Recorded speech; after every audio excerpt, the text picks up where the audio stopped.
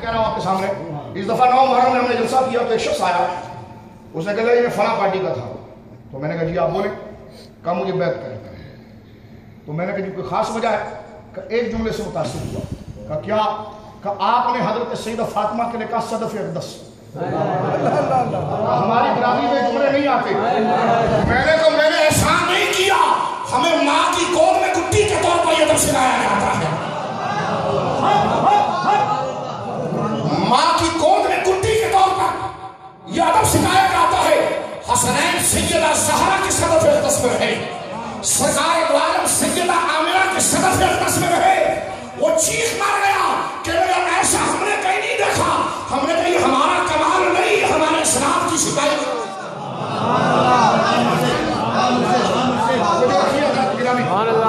اور اس بات پر غور کیجئے کہ جب یہ جوہر مبارک حضرت عبداللہ کی سرب مقدسہ سے جب سیدہ آمنہ کی صدف اقدس میں پہنچا اور جب وہاں سے اس کی جلوگری ہوئی تو اس روایت میں کئی الفاظ خرج منہ نور۔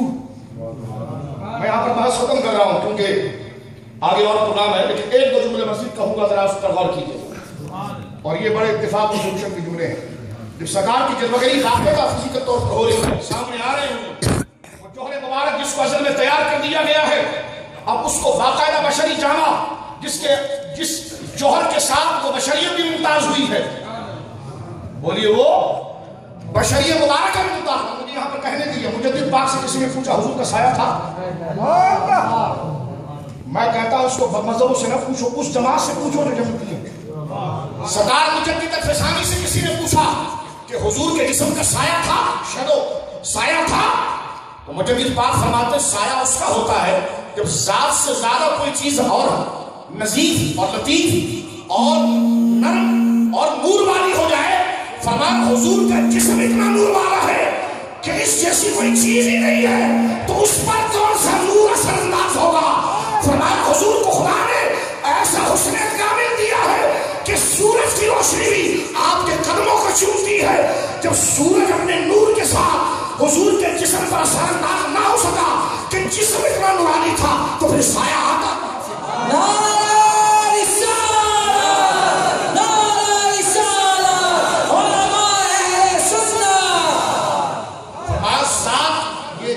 صاحب کے جملے فرمایا ذات کا سایہ ذات سے زیادہ لطیف ہوتا ہے، ذات کا سایہ ذات سے زیادہ لطیف ہوتا ہے۔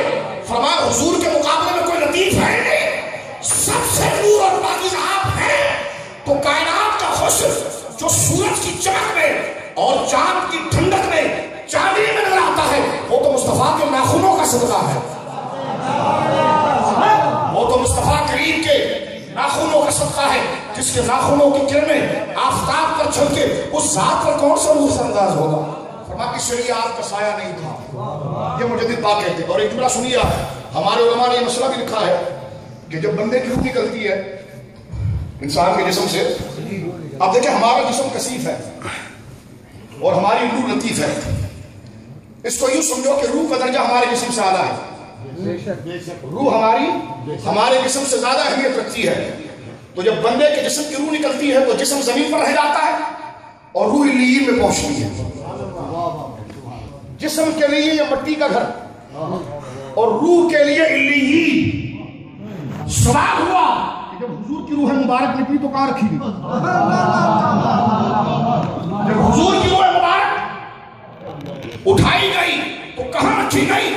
فرمایا دیکھو بھائی، روح کا رتبہ جسم سے اعلیٰ ہوتا ہے، کہاں؟ فرمایا حضور کا جسم اتنا اعلیٰ ہے کہ جس زمین پر رکھا گیا وہ خود عرش سے بڑھ گئی۔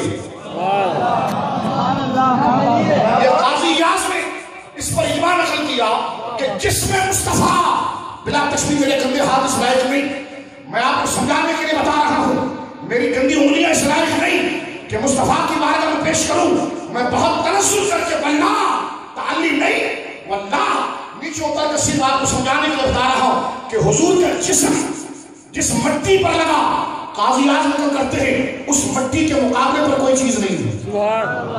کعبے کی عظمت اس کا مقابلہ نہیں کر سکتے، عرش و علیین اس کا مقابلہ نہیں کر سکتے۔ تو مجھے کہنے دیجیے، ائمہ اشراق اور محققین نے فرمایا کہ جب جسم اتنا عظیم ہے کہ جس مٹی کو چھو لے وہ عرش سے بن جائے تو روح کو پھر کہاں رکھیں گے؟ فرمایا روح کے لیے تو اور کوئی چیز نہیں، فرمایا بس بدن مصطفیٰ ہی تھا جس میں دوبارہ لوٹا دیا۔ اس سے زیادہ موضوع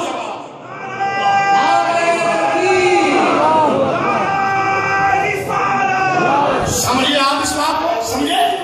کیونکہ روح کو جو ہے جسم کے مقابلے میں اعلیٰ جگہ پر رکھا جاتا ہے، روح کو جسم کے مقابلے میں اعلیٰ جگہ پر رکھا جاتا ہے۔ ہمارا جسم مٹی میں ہوتا ہے، روح جاتی ہے نور والی جگہ پر، لیکن فرمایا مصطفیٰ کا جسم ہی اتنا عظمت والا ہے کہ علیین کے مرتبے بھی خود مصطفیٰ کے اس بشری جسم کے طلبوں کو چاہتی ہے، تو وہ روح کو کہاں رکھیں گے؟ فرمایا روح کے لیے اگر ایک ہی برتن ہے، ایک ہی ظرف ہے، وہ خود جسم مصطفیٰ بس نکالا اس لیے گیا کہ وعدہ قدرت مکمل ہو گیا، دوہرایا اس لیے گیا کہ مصطفیٰ کے جسم کا ثانی نہیں تو روح کو کہاں رکھا ہے؟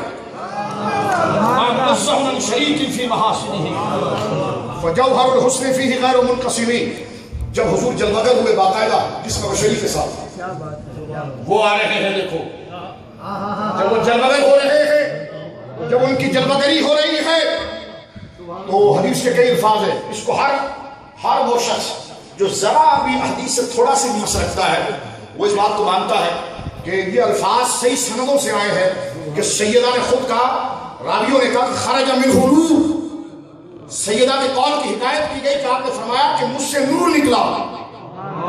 کیا نکلا؟ جبکہ جوہر جسم کی ولادت ہو رہی ہے اور تعبیر اس سے کیا کیا جا رہا ہے؟ نور نکلا۔ اور مستدرک کے الفاظ جو بخاری مسلم کے اندر ہے، اور راوی یہ کہتا کہ ان ام رسول اللہ صلی اللہ علیہ وسلم، یعنی کہ حضرت سیدہ آمنہ نے یہ دیکھا، کیا دیکھا؟ فرمایا ان ام رسول اللہ صلی اللہ علیہ وسلم حین وضعت له اضاءت لها قصور الشام، فرمایا جس وقت حضور کی ولادت ہوئی تو آپ کی والدہ آمنہ نے کہا کہ مجھ سے نور نکلا۔ یہ شرط بخاری پر بھی ہے، شرط مسلم پر بھی ہے۔ اس کو اور مستدرک کی روایت کے بارے میں ہمارے علماء کا یہ قاعدہ ہے کہ اگر امام حاکم کے اوپر تساہلی کا اعتراض کیا جائے کہ وہ متساہل ہیں، فرمانے کے ذہبی ان کی پشت پر روایت کی توثیق کر دے تو پھر کوئی کلام نہیں ہو سکتا۔ مستدرک اٹھا کر دیکھیں فضائل نبی کے باب کے اندر جب یہ الفاظ آئے کہ سیدہ آمنہ نے کہا کہ مجھ سے نور نکلا تو ذہبی کہتے ہیں ہذا حدیث صحیح ہو، ذہبی کہتے ہیں روایت صحیح ہے۔ اب توجہ کریں، گفتگو ختم، ایک جملہ عرض کر رہا ہوں، توجہ کریں آپ۔ یہاں پر نعتوں میں بھی آپ نے یہ عقیدہ سنیں، میں صرف اپنی حاضری لگانے کے لیے اور نثری انداز میں آپ کے دل کے تاروں کو چھیڑ کر اس طرف توجہ کو مبذول کرانے آیا ہوں کہ جو جلوہ ہو رہے ہیں وہ برہان اعظم ہیں، سبحان اللہ، ان کی شان کیا ہے۔ اب آپ دیکھیں علماء سے سوال ہوا، آج ایک کہتا ہے کہ حضور نور ہے تو دوسرا کہتا ہے کہ ہم بھی نور مانتے ہیں، لیکن جسم کا نور سے کوئی تعلق نہیں، حضور ایسے نور ہے جیسے قرآن نور ہے، کہ قرآن اگر اندھیرے میں رکھو تو روشنی نہیں ہوتی لیکن ہدایت کے اعتبار سے نور ہے۔ سنی کہتا بھائی اس بندر مارٹ میں کیوں پڑھتے ہو، باس مسئلہ واضح ہے، کہ وہ کیسے واضح ہے؟ میں نے کہا یہ صحیح حدیث میں آیا، سیدہ آمنہ کہتی مجھ سے نور جاری ہوا۔ اب یہ نور یا تو حصی ہوگا یا معنوی ہوگا، تیسرا تو ہو نہیں سکتا۔ اگر حصی ہو تو پھر اہل سنت کا نظریہ صاف ہو گیا کہ حضور کا جسم ہی نور تھا، ایک جسم میں نورانیت تھی، اور اگر معنوی مراد میں کہ حضور وہ ہدایتی نور تھا تو میں نے کہا اس کا مطلب یہ ہوا کہ نور کا مطلب تو قرآن ہوتا ہے، یعنی ماں کے پیٹ سے قرآن لے آئے، بسم اللہ، نور کا فرد کامل ہدایت ہی ہے، نور کا فرد کامل ہدایت ہی ہے۔ فرمایا جب نور نکلا تو اگر اس کو حصی معنی میں لیں تو یہ نظریہ ثابت ہو گیا کہ حضور کا جسم مبارک وہ جوہر اعلیٰ ہے جس میں نورانیت شامل ہے، اور اگر اس کو معنوی طور پر لیں تب بھی اہل سنت کی فتح ہے۔